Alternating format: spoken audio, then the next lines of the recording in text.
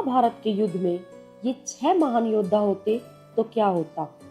ऐसे कई योद्धा थे जो महाभारत के युद्ध या कहें कि कुरुक्षेत्र के युद्ध में भाग लेने से वंचित रह गए। यह भी कह सकते हैं कि श्री कृष्ण की नीति के चलते ऐसा हुआ। आओ जानते हैं उन महान योद्धाओं के नाम जो महान युद्ध का हिस्सा नहीं बन सकते, और यदि वे इस युद्ध में होते तो युद्ध और भी ज्यादा दिलचस्प हो जाता।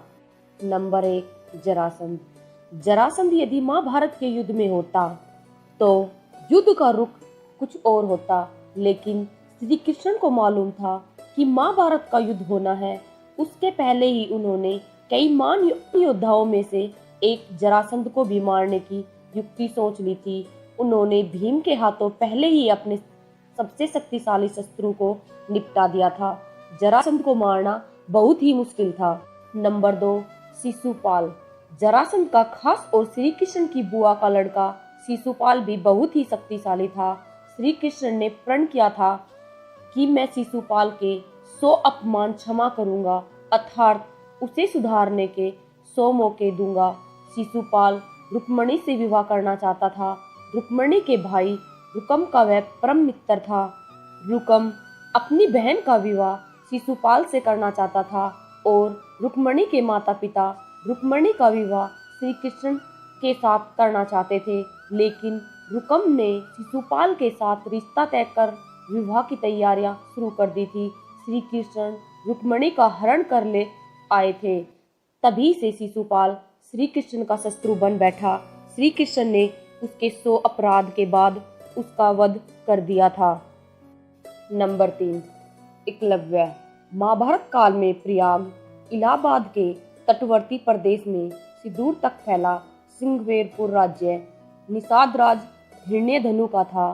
गंगा के तट पर अवस्थित सिंहवेरपुर उसकी सुदृढ़ राजधानी थी। हिरण्यधनु के मृत्यु के बाद एकलव्य वहां का राजा बना। विष्णु पुराण और हरिवंश पुराण के अनुसार एकलव्य अपनी विस्तारवादी सोच के चलते जरासंध से जा मिला था। जरासंध की सेना की तरफ से उसने मथुरा पर आक्रमण करके एक बार यादव सेना का लगभग सफाया कर दिया था। बाद में उसका युद्ध श्री कृष्ण से हुआ और वह मारा जाता है। नंबर 4, बलराम।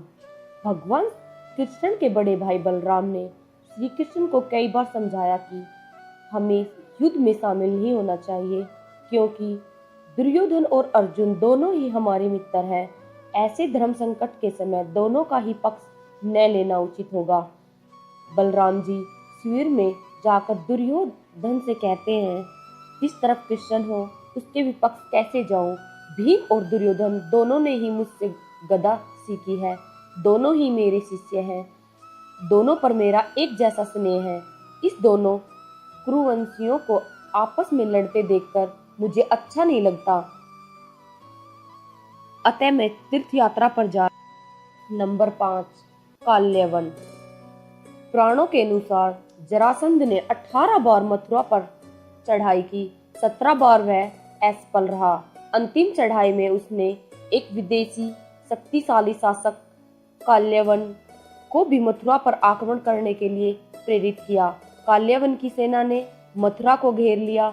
उसने मथुरा नरेश के नाम संदेश भेजा और युद्ध के लिए 1 दिन का समय दिया। श्री कृष्ण ने उत्तर में भेजा कि युद्ध केवल श्री कृष्ण और काल्यवन में हो। काल्यवन ने स्वीकार कर लिया।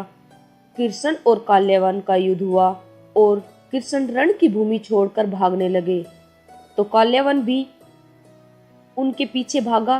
भागते भागते कृष्ण एक गुफा में चले गए। काल्यवन भी वही घुस गया।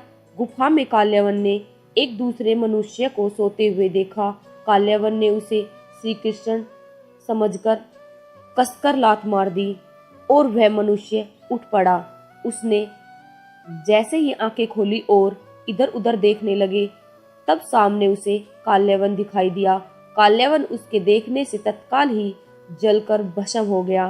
काल्यवन को जो पुरुष गुफा में सोए मिले, वे इक्ष्वाकु वंशी महाराजा माधाता के पुत्र राजा मुचुकुंद थे जो तपस्वी और प्राप्ति थे।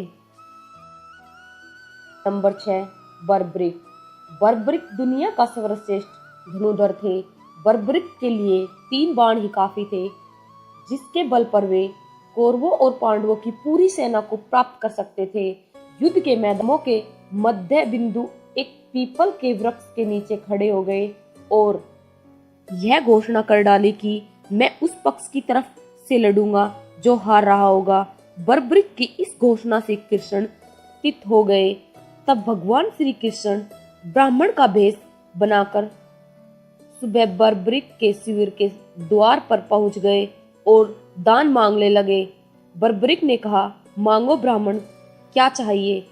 ब्राह्मण रूपी कृष्ण ने कहा कि तुम दे न सकोगे, लेकिन बर्बरिक कृष्ण के जाल में फंस गए और कृष्ण ने उससे शीश मांग लिया। बर्बरिक द्वारा अपने पितामह पांडवों की विजय हेतु स्वेच्छा के साथ शीश दान कर दिया।